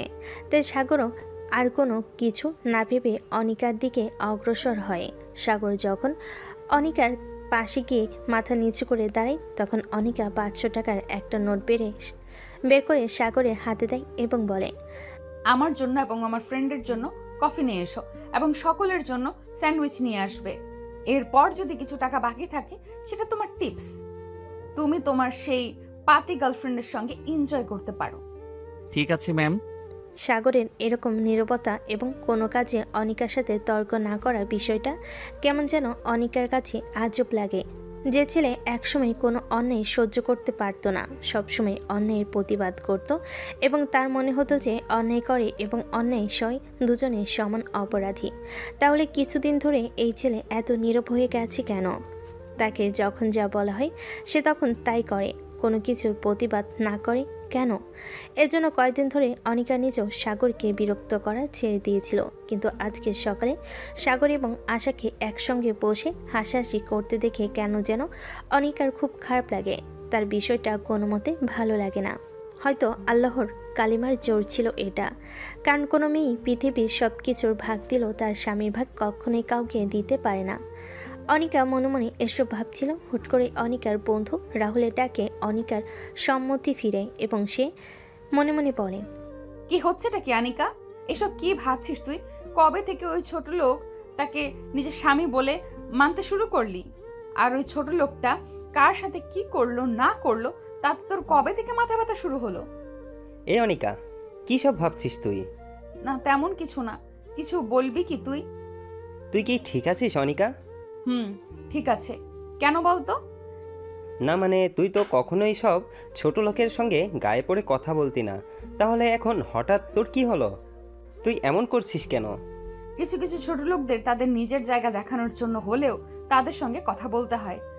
এতক্ষণ ধরে অনিকা এবং রাহুল যা কথা বলছিল কিছুটা দূরে দাঁড়িয়ে আসা সব কথাই শুনলো এবং তার মনের ভিতর ভীষণ আফসোস হতে লাগলো সাগরের জন্য। ছেলেটার জীবনটা পুরো ধ্বংস হয়ে গেল, কখনোই তাকে শান্তি দিবে না। এরই মধ্যে সাগর কফি এবং স্যান্ডউইচ নিয়ে আসে এবং এসে অনিকা এবং তার ফ্রেন্ডদের মাঝে দিয়ে দেয়। এরপর অনিকা আরেকটি 500 টাকার নোট বের করে সাগরের মুখের উপর ছুঁড়ে মারে এবং বলে, যাক, এটা তোর টিপস। অনিকা যেই না সাগরে আরও কিছু বলতে যাবে অমনি আশা দৌড়ে এসে সাগরের হাত ধরে টান দিয়ে নিয়ে চলে যায়। এটা দেখে অনিকারও রেগে যায় এবং মনে মনে বলে, ছোট লোকের বাচ্চা, তুই খালি বাড়ি চল, আজ তোর একদিন কি আমার একদিন। এভাবে আরও কয়েক মাস কেটে যায় এবং অনিকা বিভিন্নভাবে সাগরকে বিভিন্ন রকম অপমান করে। কলেজের সবার সামনে সাগরের গায়ে হাত তুলে তাকে দিয়ে তার জুতো পরিষ্কার করিয়ে নেয়। তার বন্ধুদের সামনে সাগরকে সবসময় হেনস্থা করে। বিষয়টা অনিকা এবং তার বন্ধুবান্ধব সকলে অনেক উপভোগ করে। সাগর এগুলো চুপচাপ সহ্য করলেও আশা মাঝে মাঝে অধৈর্য হয়ে জবাব দেয়। কিন্তু যেদিন আশার জবাব দেয় সেদিন সাগরের জীবনে ঘনিয়ে আসে আরেক কালো দিন। কারণ বাড়িতে যাওয়ার পর অনিকা আরও নিকৃষ্টভাবে সাগরের উপর অত্যাচার করে। তাকে পড়ার সুযোগ দেয় না, তাকে দিয়ে সবসময় এটা ওটা করাতে থাকে। অনিকা সাগরকে দেখিয়ে দেখিয়ে রাত্রের রুমে বসে বিয়ার খায় এবং সাগরকে জোর করে, সাগর না খেতে চাইলে জোর করে সাগরের মুখে ঢেলে দেয় এবং তার গায়ে হাত তুলে সে যখন বিয়ার খায় তখন সাগরকে বলে স্ন্যাক্স নিয়ে এসে দিতে। সাগর কিছু বললে সাগরকে চড় মারে। এত কিছুর পরও কোনোভাবেই সে সাগরকে দমিয়ে রাখতে পারেনি। সাগরের ফাইনাল পরীক্ষা হয়ে যায় এবং সাগর খুব ভালোভাবে তার পরীক্ষা শেষ করে। হয়তো আগের তুলনায় একটু খারাপ হয়েছে, কিন্তু তারপরও তার ফলাফল যখন প্রকাশ পায় তখন দেখা যায় সাগর সর্বোচ্চ নাম্বার পেয়ে পাশ করেছে। এরপর সাগর অনেক চেষ্টা করে বিসিএস পড়ার শুরু করেছিল অনেক আগে থেকেই, কিন্তু তারপর আর পড়া হয়নি। কিন্তু এখন থেকে সাগর প্রতিনিয়ত একটু একটু করে পরীক্ষার প্রিপারেশন নেয়। কিছুদিন পড়াশোনায় প্রচণ্ড ব্যস্ত থাকায় সাগর অনিকার সামনে আসতে পারেনি। অনিকা ডাকলেও কোনো না কোনো বাহানায় সে তার চোখের আড়ালে থেকেছে। এদিকে দিন দিন যেন সাগর অনিকার অভ্যাসে পরিণত হয়েছে। তাই সাগরের এই দূরত্ব কেন জানি অনিকার মনে আরও বেশি দাগ কেটে যায়। সে বিভিন্ন বাহানে সাগরকে ডাকে, কিন্তু সাগর তার সামনে আসে না। সে সাগরের খোঁজ করলেও কেন জানি সাগরের দেখাও মিলে না। কেন যেন এখন সাগরকে না দেখে অনিকার বেশ খারাপ লাগে। সে মনে মনে ভাবে, ছেলেটার হয়েছেটা কি, এখন কেন আমার সামনে আসে না? আর তাছাড়া ও আসলেই কি, না আসলেই কি, আমার এত খারাপ লাগে কেন? বারবার ওকে দেখতে মন চায় কেন? বারবার ওর সঙ্গে কথা বলতে মন চায় কেন? অনিকা বারবার তার মনকে প্রশ্ন করে, কিন্তু কোনো উত্তর সে পায় না। এভাবে সাগর তার প্রিলি পরীক্ষা শেষ করে। সাগর তার পরীক্ষা শেষ করে বাড়ি ফিরছিল, এমন সময় দেখে রাস্তার পাশে কয়েকজন লোক একজন ছেলেকে ধরে মারছে। বিষয়টি দেখে সাগর দ্রুত সেই লোকজনের কাছে যায় এবং লোকজনকে সরিয়ে ছেলেটাকে ওই লোকেদের হাত থেকে বাঁচে। ছেলেটাকে যখন ওই লোকজনের হাত থেকে বাঁচে তখন ছেলেটাকে উঠিয়ে দাঁড় করালে সাগর বিস্ময় অবাক হয়ে যায়, কারণ ছেলেটি আর কেউ নয়, অনিক। ভাইজান আপনি? হ্যাঁ কিন্তু ওরা আপনাকে এভাবে মারছিল কেন? হ্যাঁ ভাই সাগর, আমি শেষ হয়ে গিয়েছি। বাবার অর্থ আভিজাত্যের অহংকারে আমি অন্ধ হয়ে গিয়েছিলাম। ইউনিভার্সিটি শেষ করার পর যখন বাবার ব্যবসা জয়েন করি, তখন ব্যবসায়িক খাতিরে আমার কিছু বড়লোক বাবার বখাটে ছেলেদের সঙ্গে বন্ধুত্ব হয়। আভিজাত্য আমার চোখ এমনভাবে বন্ধ করে দিয়েছিল যে তারা যা করতো আমিও সেটাই করার চেষ্টা করতাম। এটাকে আমি ক্লাস মনে করতাম। ভাবতাম সকল ব্যবসায়ীরা যেটা করে সেটা করলে পারে তাদের সঙ্গে আমার একটা ক্লাস মেইনটেন হবে। আর এটাই আমার জীবনের কাল হয়েছিল। আস্তে আস্তে আমি মধ্যপ্রাণ থেকে শুরু করে নারীবাজির সাথে ক্যাসিনোতে জুয়াতে যুক্ত হই। ক্যাসিনো খেলে আমি প্রচুর টাকা হেরে যাই। এরপর বাবার অ্যাকাউন্টে গরমিল করে সেখান থেকে কয়েক কোটি টাকা আমি সেখানে হেরে যাই। এরপর যখন কিছু ধার দেওয়া হয় তারা আমাকে চাপ দিতে থাকে টাকার জন্য। তখন আমি ঢাকার পাতি মাস্তান বিল্লুর কাছে সুদের উপর থেকে টাকা ধার নিয়ে সেই টাকা শোধ করি। এরপর কয়েক মাস সুদ টানতে টানতে যখন আমি কাঙাল, তখন বিল্লু টাকার জন্য প্রেশার দিতে থাকে। যখন আমি টাকা দিতে পারি না তখন সে লোকজন পাঠিয়ে আমাকে মারে। আপনি জানেন না সুদ ভয়ঙ্কর খারাপ একটা জিনিস? তাহলে কেন তার সঙ্গে আপনি নিজেকে জড়ালেন? কেন আপনি জোয়ার মতো জঘন্য কাজে নিজেকে লিপ্ত করলেন? তখন আমি অহংকারে এতটাই অন্ধ ছিলাম যে কি করব কিছু বুঝতে পারছিলাম না। এখন আমি কি করব ভাই? এখন যে মরা ছাড়া আমার কোনো গতি নাই। মরা এত সহজ না ভাইজান। আপনি মরলে আপনার বাবা মা ভাই বোনের কি হবে চিন্তা করে দেখেছেন একবারও? তাহলে এখন আমি কি করব? কত টাকা পাবে বিল্লু আপনার থেকে? 5 কোটি টাকা পাবে। ঠিক আছে, আমি আঙ্কেলের সাথে কথা বলবো, কিন্তু তার আগে আপনাকে আমাকে কথা দিতে হবে আপনি আর জীবনে কখনো কোনোদিন আর এসব ভুলভাল পথে পা বাড়াবেন না। বাবা তো আমাকে মেরে ফেলবে সাগর জানতে পারলে। চিন্তা করবেন না, আমি আছি তো, কিচ্ছু হবে না। এরপর সাগর অনিকের আব্বুর অফিসে গিয়ে অনিকার আব্বুর সঙ্গে অনিকের বিষয়টা নিয়ে কথা বলে। প্রথমে অনিকের আব্বু ভীষণ রেগে যায়। সাগর অনেক কষ্টে তাকে শান্ত করে এবং বুঝিয়ে বলে অনিক তার নিজের ভুল বুঝতে পেরেছে এবং সে আর জীবনেও এই ভুল পথে পা বাড়াবে না। এখন যদি তিনি তার সন্তানকে সাহায্য না করে, এরপরে তার সন্তান যদি কোনোভাবে নিজের কোনো ক্ষতি করে ফেলে, তাহলে সে সম্পদে তিনি কি করবেন, যে সম্পদ তার সন্তানকে বাঁচাতে পারে না। এভাবে বোঝানোর পর অনিকার আব্বু বুঝতে পারে এবং তিনি রাজি হন অনিককে সাহায্য করার জন্য এবং সাথে সাথে সাগর অনিককে ডেকে পাঠায়। ভেতরে আসবো আব্বু? হ্যাঁ, ভেতরে আসো। সরি আব্বু, আমাকে ক্ষমা করে দাও। আমি আর কখনো এমনটা করব না। এই তোমার পা ছুঁয়ে প্রতিজ্ঞা করছি। ঠিক আছে, আমি তোমাকে ক্ষমা করে দিয়েছি, তবে মনে রেখো এটাই শেষবার। আর কখনো যেন আমি তোমাকে এরকম ভুলভাল পথে না দেখে। ধন্যবাদ আব্বু। ধন্যবাদ আমাকে নয়, ধন্যবাদ সাগরকে দাও। ও যদি আমাকে না বোঝাতেও চোখে আঙ্গুল দিয়ে, তাহলে তুমি কখনোই এই কুলুকধাঁধা থেকে বের হতে পারতে না। ধন্যবাদ ভাই সাগর তোমাকে। আর দয়া করে আমাকে ক্ষমা করে দিও। আমি তোমার সাথে অনেক অন্যায় করেছি। আপনি আমার সাথে কোনো অন্যায় করেননি ভাইজান, তাই সরি বলবেন না। না ভাই সাগর, তুমি জানো না, যখন অনিকা তোমাকে বিয়ে করতে অস্বীকার করে তখন আমি তাকে ভুলভাল বুদ্ধি দেই যেন সে তার প্রতিশোধ নেওয়ার জন্য তোমাকে বিয়ে করে এবং প্রতিনিয়ত তোমাকে সবার সামনে সব রকম ভাবে অপমান অপদস্থ করে। এতে সে তার প্রতিশোধ নিতে পারবে। আমার বোনটা অনেক সহজ সরল, বুঝলে? এই জন্য ওকে যেভাবে বোঝায় ও সেভাবেই বুঝতে পারে। ছোট থেকে বড় লোকের বকে যাওয়া সন্তানদের সঙ্গে মিশিয়ে তারা যে ভুলভাল পথে চলে, আমার বোনকেও সেই ভুলভাল পথেই পরিচালনা করে এবং মিথ্যে আভিজাত্যের এবং অহংকারের পর্দা আমার বোনের চোখে বেঁধে দেয়। ক্ষণিকের জন্য সে সকলকে অপমান অপদার্থ করলেও পরক্ষণে সে যখন বুঝতে পারে যে সে অন্যায় করেছে, তখন তারও মনের ভেতর অনুতাপ বোধ হয়। আমার বোনটা ভীষণ ভালো, কিন্তু সে ভুল মানুষের সঙ্গে ভুল পথে পরিচালিত হচ্ছে। আমি তো আর তোমার হয়ে যাওয়ার নাই ফিরিয়ে দিতে পারবো না। তাই তোমার কাছে অনুরোধ করবো, যদি পারো আমার বোনটাকে নিজের মতো করে গুছিয়ে নিও, তাকে সেই ভুল পথ থেকে ফিরিয়ে এনে সঠিক পথ দেখিও। অনিকের কথা শুনে অনিকার আব্বু আবারও রেগে যায়। তিনি অনিককে কিছু বলবে তার আগে সাগর অনিকার আব্বুকে বাধা দেয়। অনিকার আব্বু প্রথম সাগরের কথা না মানতে চাইলেও পরবর্তীতে সাগর তাকে বুঝিয়ে মানিয়ে নেয়। এভাবে আরও বেশ কিছুদিন কেটে যাওয়ার পরে সাগরের বিসিএস প্রিলি পরীক্ষার রেজাল্ট দেয় এবং সাগরের নাম্বারটা চলে আসে। এরপর শুরু হয় সাগরের পরবর্তী যুদ্ধ।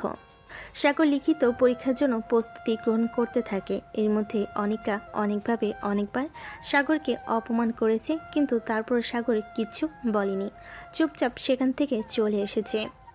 অনিকার দেখে সাহস পেয়ে অনিকার বন্ধু বান্ধবরা যখন অনিকার বাড়িতে এসেছে, তখন অনিকার বাড়িতে সাগরকে দেখে তারা অনেক রকম প্রশ্ন করেছে, কিন্তু অনিকা সবাইকে বলেছে সাগর তাদের বাড়িতে কাজ করে। এজন্য অনিকার বন্ধু বান্ধবও সাগরকে বিভিন্নভাবে অপমান অপদস্থ করেছে। আগে কিছু মনে না হলেও ইদানিং বিষয়টা অনিকার বেশ খারাপ লাগে, কিন্তু মিথ্যে ইগোর বড়াই সে কিছু বলতে পারে না। বেশ কিছুদিন হলো অনিকা আর সাগরকে অপমান করে না, বিষয়টা সাগর লক্ষ্য করেছে, কিন্তু সে কিছু মনে করেনি, কারণ আজ অপমান করছে না, কাল ঠিকই করবে। এর জন্য বিষয়টা আর সাগর ভেবে দেখনি। এরপর একদিন রাহুল আসে অনিকার বাড়িতে। দোস্ত, আগামীকাল আমার জন্মদিন, তাই আমার পাপা অনেক বড় করে জন্মদিনের একটা পার্টি থ্রো করেছে। সেখানে দেশের টপ ক্লাস মানুষরা থাকবে।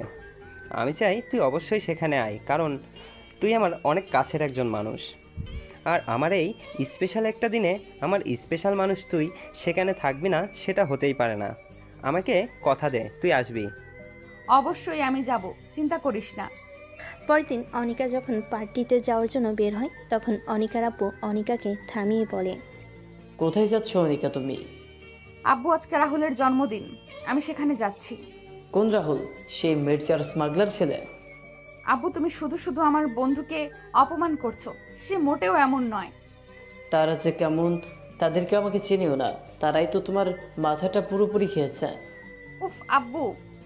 শোনো, যেখানেই যাবে সাগরকে সাথে নিয়ে যাবে, কারণ তোমার বন্ধুদের পার্টি মানেই তো মদ্যপান করা আর ড্রাগস নেওয়া এবং নাচানাচি করা। ওকে কেন নিয়ে যেতে হবে আমার বন্ধুদের পার্টিতে? আমি যা বলছি তাই করো, না হলে তোমারও চাওয়া হবে না। এরপর অনিকা আর কোনো উপায় না পেয়ে সাগরকে নিয়ে পার্টির উদ্দেশ্যে রওনা হয়। অনিকা যখন পার্টিতে প্রবেশ করে তখন পুরো পার্টিতে হৈ হৈ পড়ে যায় তাদের বন্ধুদের, কিন্তু পরবর্তীতে তাদের মুখ ঘন কালো মেঘে ঢেকে যায় যখন সাগরকে দেখে। সাগর প্রথমে আসতে চায়নি, কিন্তু অনিকার আব্বুর জোড়াজড়িতে এসে আসতে বাধ্য হয়েছে। প্রথম তারা সাগরকে কিছু বলতে চাইলেও পরবর্তীতে অনিকা নিষেধ করলে তারা আর কিছু বলে না।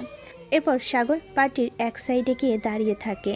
অনিকা পার্টিতে আসার পর থেকে তার বন্ধুদের সাথে ডান্স করে নাচানাচিতে ব্যস্ত। পরবর্তীতে তার বন্ধুবান্ধব তাকে ড্রিঙ্কস করার জন্য বলে সে তাদেরকে মানা করে দেয়, কিন্তু আজকে পার্টিতে সব থেকে সুন্দর এবং গর্জিয়াস লাগছে অনিকাকে।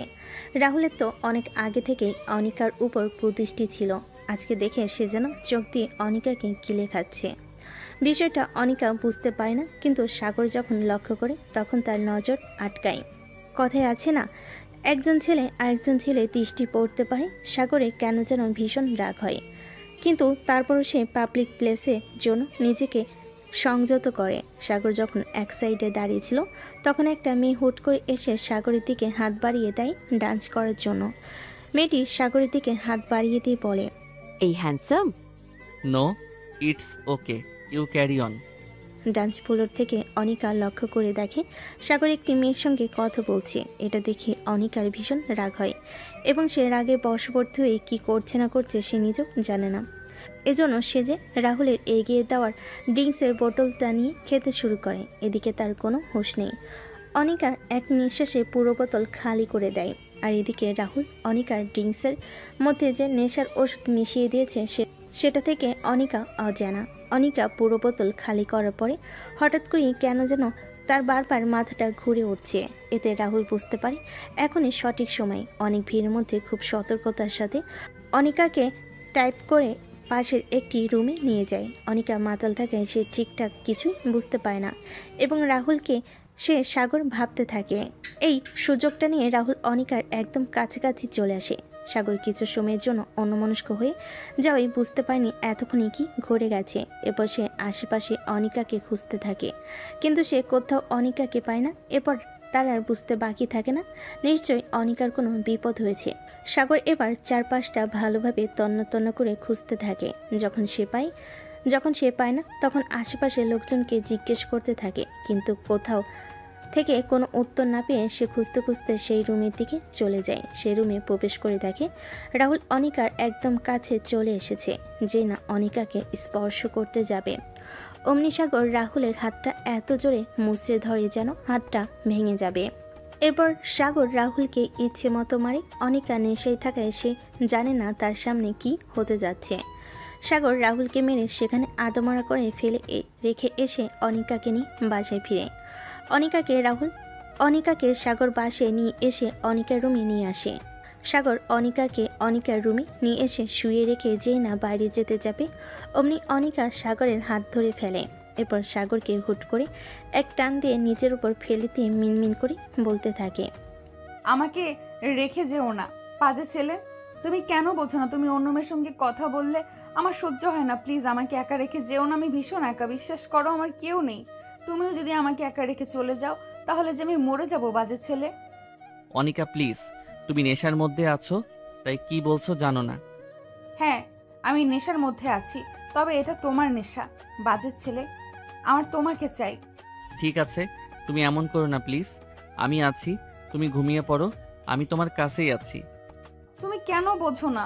আমার তোমাকে চাই, খুব করে চাই, নিজের মধ্যে চাই, নিজের অস্তিত্বে মিশিয়ে নিতে চাই। প্লিজ বাজে ছেলে প্লিজ।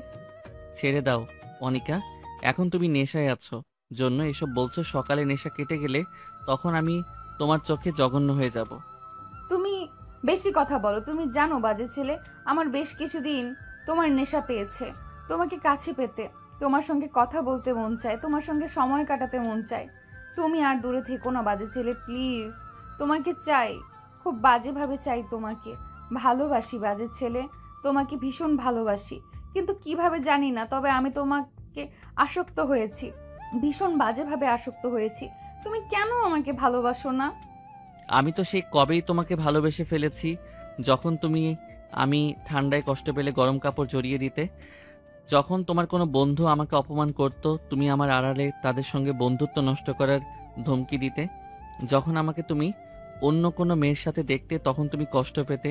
আমি বুঝতাম তুমি আমাকে ভালোবাসো, কিন্তু নিজের জন্য বলতে পারছো না। আমি তো সেই কবে তোমাকে ডুবেছি মেয়ে। কিন্তু অনিকা, সাগর আর কিছুই বলতে পারে না, কারণ অনিকা তাকে সেই সুযোগ দেয় না। সাগর যখনই কথা বলতে যাবে এমন সময় অনিকা সাগরের ঘাড়ে এক হাত মাথার চুলে দিয়ে খামচি দিয়ে ধরে, তাকে টেনে তার ঠোঁটে লিপকিস করে। এতে সাগরের কথা বন্ধ হয়ে যায়। বেশ কয়েক মিনিট এভাবে সাগরকে বদ্ধ রেখে অনিকা সাগরকে ছেড়ে দেয়। হঠাৎ ছাড়া পাওয়ায় সাগর এবং অনিকা দুজনেই দুদিকে ঘুরে ঘন ঘন জোরে জোরে নিঃশ্বাস নিতে থাকে। এরপর অনিকা হুট করে সাগরের বুকের উপর চড়ে বসে। এরপর আবার সাগরের ঠোঁট জোড়া নিজের দখলে নিয়ে নেয়। সাগর অনেক চেষ্টা করে অনিকাকে আটকানোর, কিন্তু সে কোনোভাবেই অনিকাকে আটকাতে পারছে না। আর যেন অনিকা একজন উগ্র মানবীয় রূপ ধারণ করেছে। এরপর অনিকা হঠাৎ করে আস্তে আস্তে সাগরের শার্টের বোতাম খুলতে থাকে। হঠাৎ করে অনিকা সাগরকে ছেড়ে দেয়। এরপর বেশ কিছুক্ষণ দুজনার চোখের দিকে তাকিয়ে থাকে। সাগর অনিকার চোখের দিকে তাকিয়ে দেখে সে চোখের অনেক আকাঙ্ক্ষা সাগরের কাছে পাওয়ার তীব্র ইচ্ছা নিয়ে অনিকা সাগরের দিকে চেয়ে আছে। এরপর আবার অনিকা সাগরের উপর আক্রমণ শুরু করে। ওই যে কথাই আছে না, শিয়াল যতই সভ্য হোক মুরগি পেলে আর ছেড়ে কি দেয়। সাগরের ক্ষেত্রেও ঘটল সেই একই ঘটনা। প্রথম সে অনিকাকে অনেক আটকানোর চেষ্টা করলো। সেও তো একজন ছেলে। হঠাৎ করে সে তার পুরুষত্ব সত্তার কাছে হার মেনে যায় এবং সাগর নিজেও অনিকার ডাকে সাড়া দিতে থাকে। আস্তে আস্তে তার এতটা কাছে চলে আসে, এখন শুধু পুরো রুম জুড়ে গুমট নিস্তব্ধ এবং তাদের ঘন ঘন নিঃশ্বাসের শব্দ ছাড়া আর কিছুই শোনা যাচ্ছে না চারপাশে। এভাবে দুজন মানবী নিজেদের উপর অত্যাচার চালানোর পরে ভোরের দিকে দুজনেই শান্ত হয়। রাতের আধার ভেদ করে যখন সূর্যের উদয় হয় চারপাশে, তখন তারা ঘুমিয়ে পড়ে। অনিকার হঠাৎ করে ঘুম ভেঙে গেল। সে অনুভব করে প্রতিদিনের থেকে আজকের সকালটা কেমন যেন অন্যরকম। তার যেন ভিতরে কেমন অন্যরকম অনুভূতি কাজ করছে। শরীরটাও আজকে কেমন যেন তার অনুকূলে নেই, কেমন বিধ্বস্ত মনে হচ্ছে তার ভেতর থেকে। এরপর সে কিছু একটার আশঙ্কা করে নিজের দিকে চেয়ে দেখে মৃদু চিৎকার দিয়ে ওঠে। এরপর পাশে তাকিয়ে দেখে সাগরেরও একই অবস্থা। এরপর তার আর বুঝতে বাকি থাকে না গত রাতে কী হয়েছে তাদের মাঝে। এরপর সে কোনো কিছু না ভেবে হুট করে ধাক্কা দিয়ে সাগরকে ফেলে দেয়।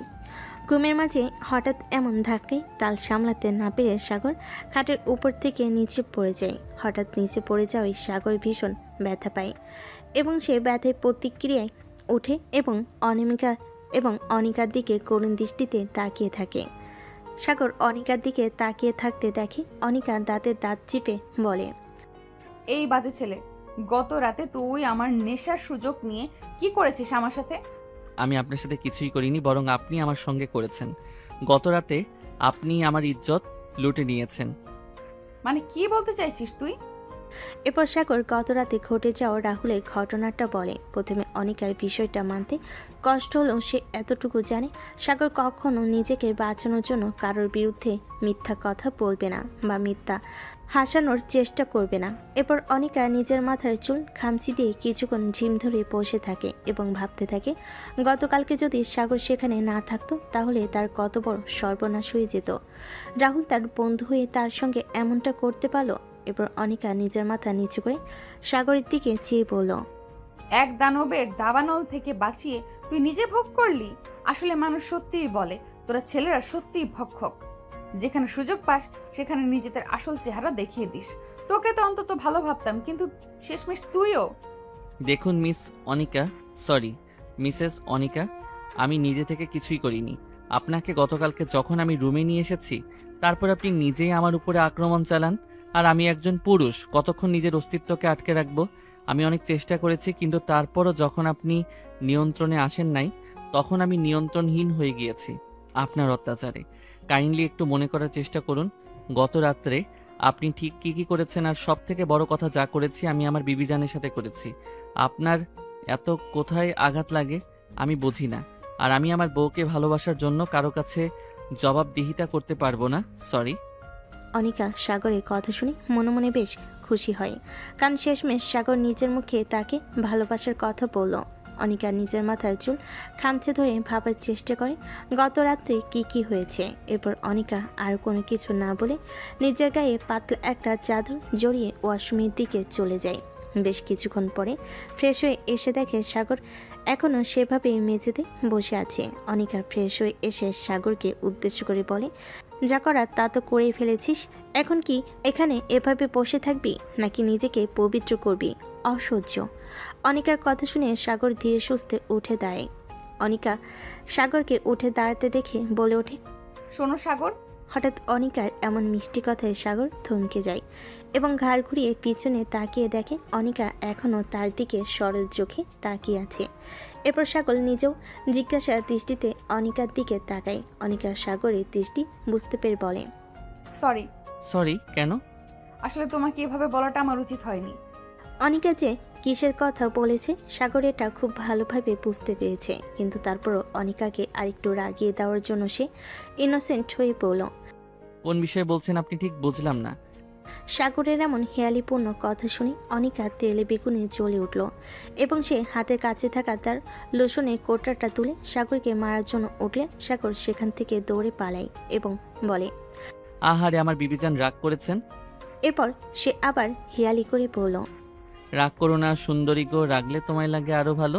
এরপর সে সেখান থেকে দৌড়ে ওয়াশরুমের দিকে চলে যায়। সাগর দৌড়ে ওয়াশরুমে গিয়ে দরজা বন্ধ করে দিতেই অনিকা হালকা হেসে ওঠে। কেন যেন এখন তার সাগরের উপর রাগ হয় না, বরং ভালোই লাগে। সাগর এমন দুষ্টামি করে তার সঙ্গে। এরপর সে মনে মনে বলতে থাকে, এ কি জাদু করলে পচা ছেলে, এখন যে তোমাকে ভীষণ ভালোবাসতে ইচ্ছে করে। কবে হয়েছে, কেন হয়েছে, কিভাবে হয়েছে আমি জানি না, তবে এটা হয়েছে। আমি তোমাকে ভালোবাসি পচা ছেলে, ভীষণ ভালোবাসি। আমাকে কখনো ছেড়ে যেও না, তাহলে কিন্তু আমি আর বাঁচবো না। আজকে সাগরের বিসিএস পরীক্ষার রেজাল্ট দিয়েছে এবং তার রোল নাম্বার মেধা তালিকার প্রথম সারিতে রয়েছে। এই খবরটা পাওয়া মাত্রই আশা দ্রুত এই খবরটা সাগরকে পৌঁছে দিতে অনিকাদের বাড়িতে আসে। আশা ড্রয়িং রুমে বসে সাগরের জন্য অপেক্ষা করছিল। এমন সময় পিছন ফিরে তাকিয়ে দেখে অনিকা আর সাগর নিচে নামছে। সাগর আর অনিকাকে দেখে মনে হচ্ছে না তাদের জোর করে বিয়ে হয়েছে, তারা একদম স্বাভাবিক দম্পতির মতোই নিচে আসছে। আজকে সাগর আর অনিকাকে কেমন যেন অন্যরকম লাগছে, তাদের দেখে মোটো স্বাভাবিক মনে হচ্ছে না। এদিকে অনিকা হঠাৎ তাদের বাড়িতে আশাকে দেখে বিরক্ত হয় এবং মনে মনে বলে, এই মেয়েটা আবার কেন এসেছে এখানে? সব সময় তো আমার বরটার সাথে চিপকে থাকে।